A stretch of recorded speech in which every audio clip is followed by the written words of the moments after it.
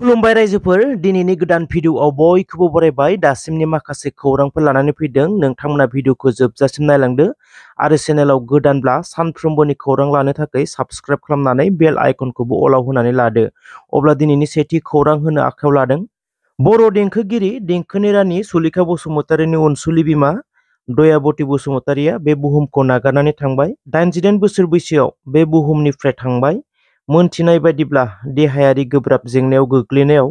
बिथां दयाबती बसुमतारीखौ बे बुहुमाव आरो लाखिनो हायासै होनना मोनथिनो मोन्दों। दिनै आसामाव गाहाय मन्त्रि नरेन्द्र मदि फैगोन होनना मोनथिनाय जादों।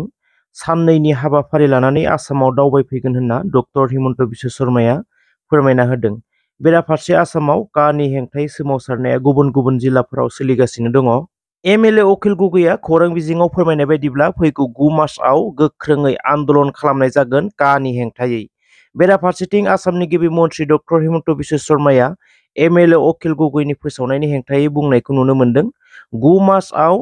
लाचित बरफुकननि फारिलाइयाव बाहागो लानायनि सोलाय का आन्दोलनाव बाहागो लायोब्ला बिसोरो अखमिया नङा होननानै बुंदों डक्टर हिमन्त बिश्व शर्माया। बिटिआर सरकारा कक्राझारनि तितागुरि डेभेलपमेन्ट ब्लकआव कक्राझार जिल्लानि गासै 42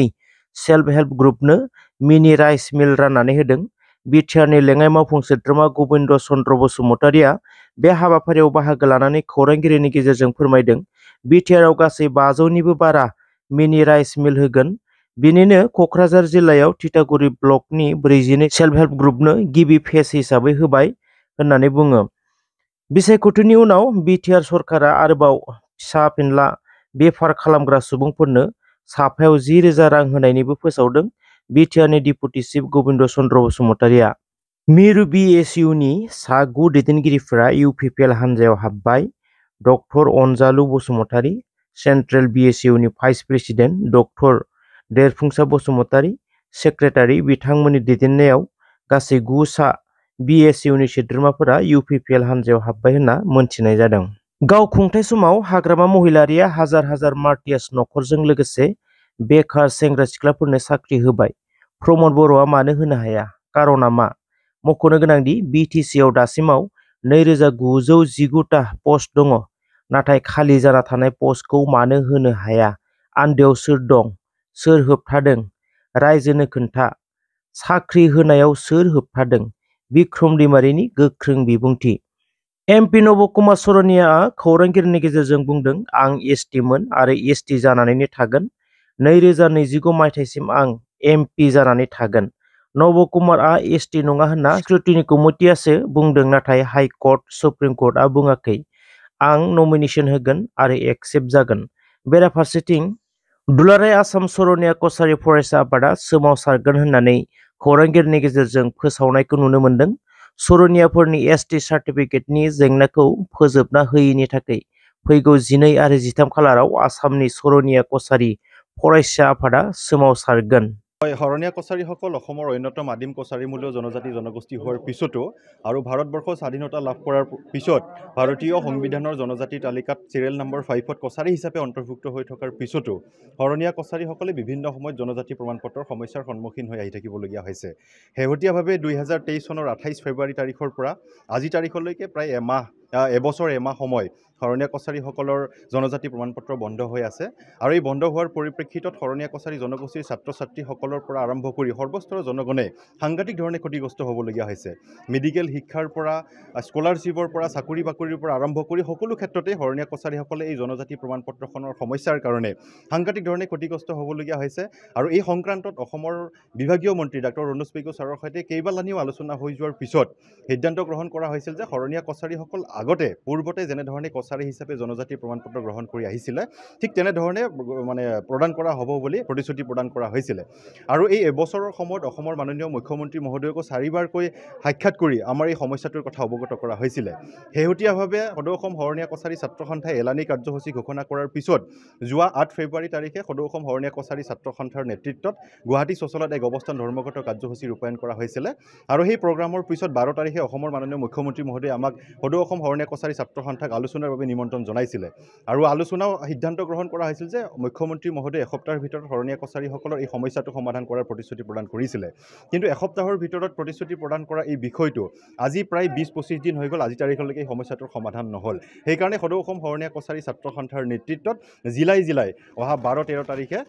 এক গণধৰ্ণা কাৰ্যসূচী ৰূপায়ণ কৰাৰ সিদ্ধান্ত গ্ৰহণ কৰা হৈছে दुलाराय बर' फरायसा आफादा गोदान मोनसे आफाद दादों दुलाराय बर' फरायसा आफादनि गलाघाट जिल्लायाव जथुमनाय 52थि थान्दै जख'न्थाइनि थान्दै मेलनि गेजेरजों दुलाराय बर' फरायसा आफादा बर' बिमा गौथुमखौ माने दानायनि जे मोनसे थांखि बेखौ जोङो लादोंमोन आरो बै दिनखालि बर' बिमा गौथुमखौ आबुं महर दानांगौनि थाखाय मोनसे दिन थारिख लानानै दानाय जाथों होननानै जोंनियाव थांखि मोनसे दङमोन आरो बै दिनखालिनो जोङो माने चिफ कनभेनर आरो कनभेनर साथाम साब्रैसो बिबानजों जोङो बेखौ एडहक कमिटि हिसाबै जोङो दानानै लानाय जादोंमोन दा बेखौनो आबुं महर होनायनि नोजोर आरो थांखिजों दिनै अदालगुरि कलेजाव जोङो माने बेनि मोनसे जथुम जोङो लादों आरो बे जथुमनि दिनै थान्दै मेला सोलिगासिनो दङ बे जथुमनि गेजेरजों जोङो बे बर' बिमा गौथुमखौ फुल मोनसे स्ट्राक्चाराव जोङो दिनै दानानै लानाय जागोन आरो बे आफादनि गेजेरजों जोङो बेखौनो माने थांखि लादों जे जोंनि नोजोर आरो थांखिया बेनो जे बर' माहारिया गेरेमसा हारि जानांगौनि थाखाय हौवा आरो हिन्जाव सोलोंथाइ बिथिङै रांखान्थि बिथिङै बा राजखान्थि बिथिङै बा मोनफ्रोमबो बिजनेस बा गुबुन गुबुन बिथिङै माने जौगासारनाय जानांगोन आरो माने रैखाथि गोनां जानांगोन आरो गावनि साननायखौ मोजाङै बुंनो हानाय आरो लिडारशिप लानो हानाय बेबायदि मोनसे जानांगोन नाथाय जोङो नुदों सोलोंथाइखौ दिनै जोंनि बर' आइजोफोरा नैबेबायदि समाव दानि ट्रेन्डिं नैबेबायदि समाव जोंनि हिन्जावसा गथ'फ्रा लाबोबाय थादों दा बे सोलोंथाइ लानायजोंनो लोगोसे बर' हारिनि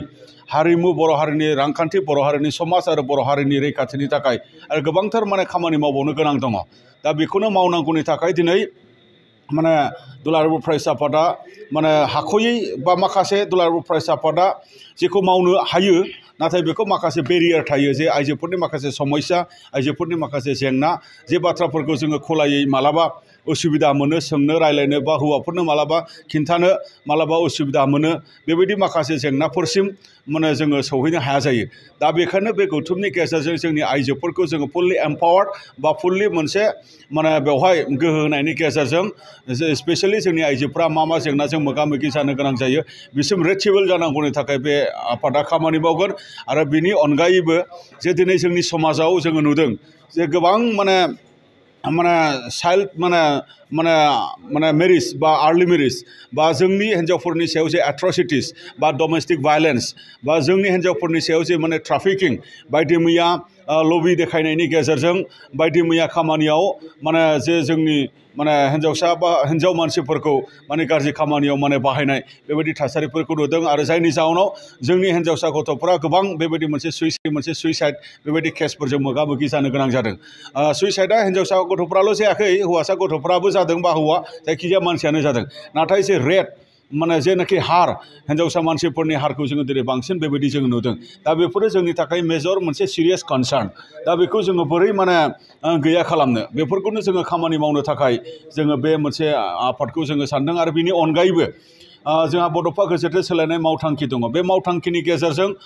जोङो आइजोफोरनि जौगानाय आइजो रांखान्थि जौगानाय आइजो सोलोंथाइ जौगानाय आइजोफोरनि माने संबिजिरारि मोन्थाय मोननाय बा आइजोफोरनि जिखिनि मोनसे गासिबो बिथिङाव माने लिडारशिप लानाय बा पार्टिसिपेसन लानाय बेखौ जोङो बोरै एवेयार खालामनायनि गेजेरजों मटिभेसन खालामनायनि गेजेरजों काउन्सिलिं खालामनायनि गेजेरजों जोङो बिथांमोनखौ गोजौ फारसे नारखोहरनो हायो बा लांनो हायो बे बिथिङै खामानि मावनो थाखाय बे आइजो माने बिमा गौथुमखौहाय बर' बिमा गौथुमखौहाय जोङो दानानै लानाय जादों थेंक इउ सो माच रायजोफोर नोंथांमोना भिडिअखौ जोबजासिम नायजोबनायनि थाखाय थेंक इउ सो माच जुदि भिडिअखौ मोजां मोनदोंब्ला अननानै मोनसे लाइक खालामदो जाहाथे नोंथांनि मोनसे लाइकआनो आंनि गिदिर थुलुंगानाय जागोन थेंक इउ सो माच